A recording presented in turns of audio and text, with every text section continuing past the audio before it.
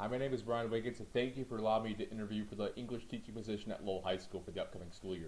A little bit about me, both personally and professionally. I'm a graduate of Grand Valley. I did the GTC program, where I'm certified in 6 through 12 English and Social Studies in Michigan.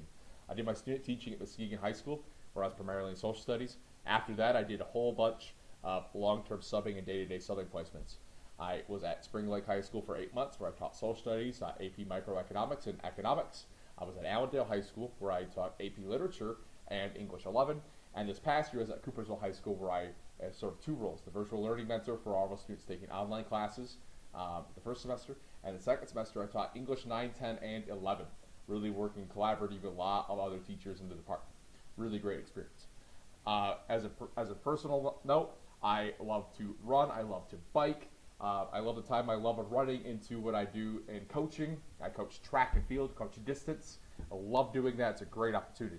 Why Lowell High School? I want to be at Lowell High School because I believe that Lowell provides a lot of opportunities for students to succeed.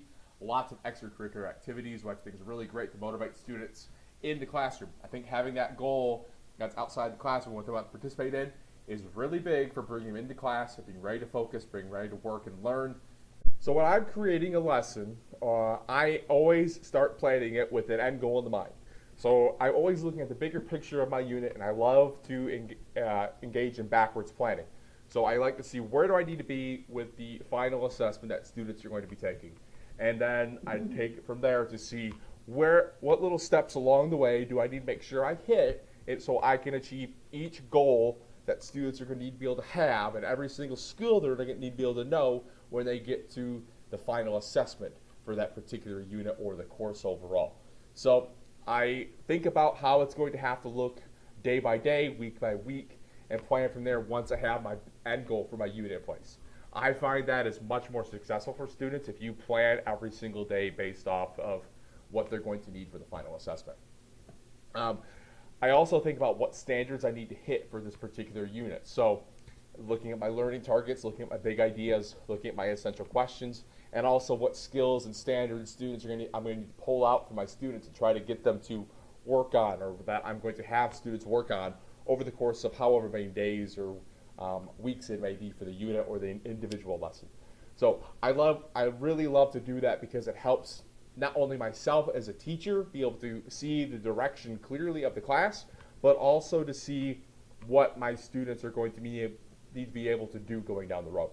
You'll also see in my classroom the essential question that's going to be looked at on that day. You will see the learning target or big idea that we're going to be focusing on in the classroom. So from there, after our warm-up, whether it's quill, whether it's just a general question, or whether it's something else along those lines, then I move into the meat and potatoes of my lesson. So whatever it may be for that particular day. Maybe we're focusing on theme and like To Kill a Mockingbird, or we're looking at symbolism in The Glass Castle, or something like that.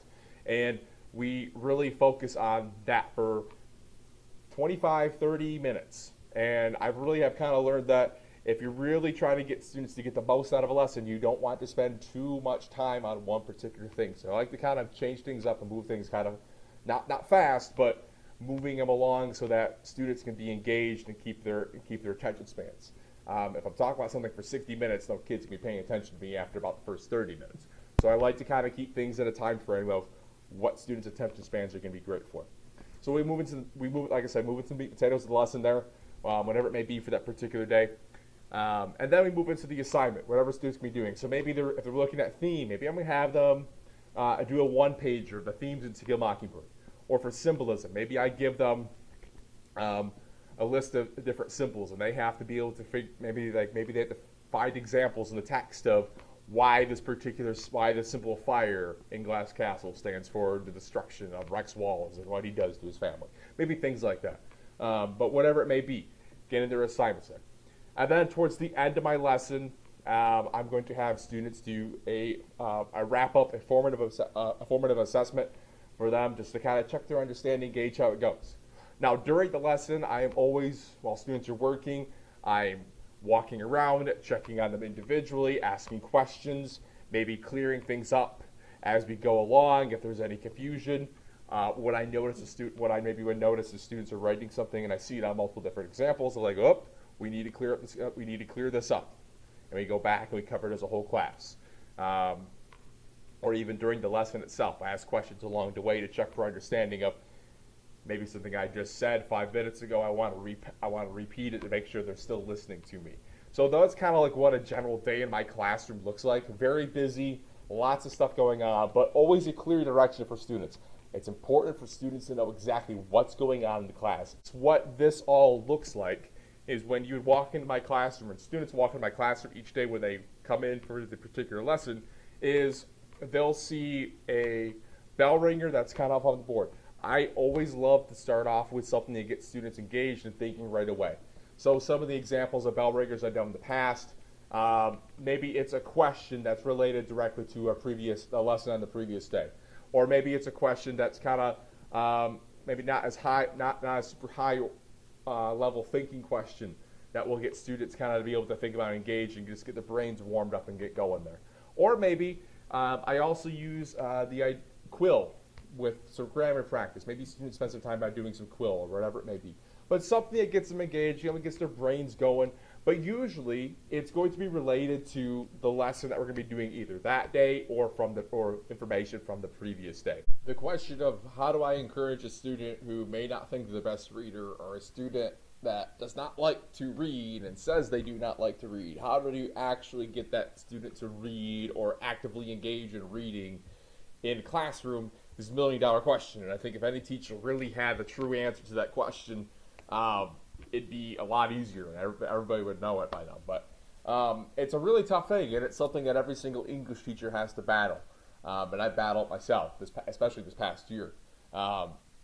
So I think one important thing for this is to kind of figure out what students like. So whether it's like extracurricular activities, whether it's sports, whether it's what types of things in pop culture maybe they're interested in, maybe even like what type of like learning styles do they have, and maybe what's kind of the best way for this particular class to approach it versus this class. So maybe there's like a class in like early morning that may like it, maybe like needs to be taught one way, and then the last hour of the day needs to be taught a totally different way, and you adjust it for that.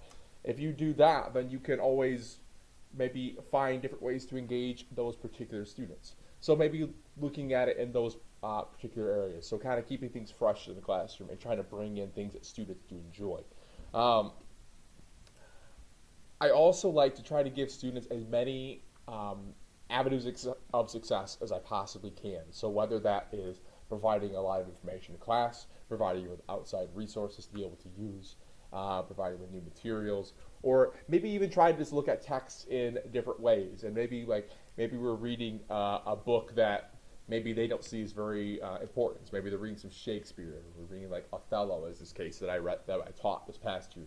Maybe we find like modern day examples of Othello, or you have them look for songs that may represent some of the themes in Othello. So they're still engaging with the text and they're reading along with it, but they don't realize at the same time that hey, you looking on YouTube for a song that may go with this text is actually you engaging in the reading and showing me as your teacher that you understand what's going on.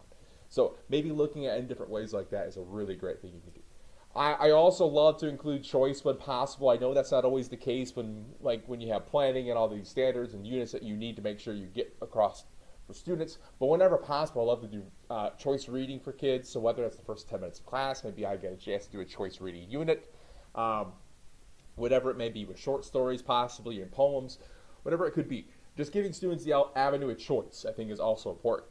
But also holding kids accountable and having high expectations. I think challenging kids, they need to be challenged, they need to be held accountable, and you need to kind of set those expectations up for them that you need to stay on top of this, you need to do the work, and you need to come to class and ready to go and be prepared.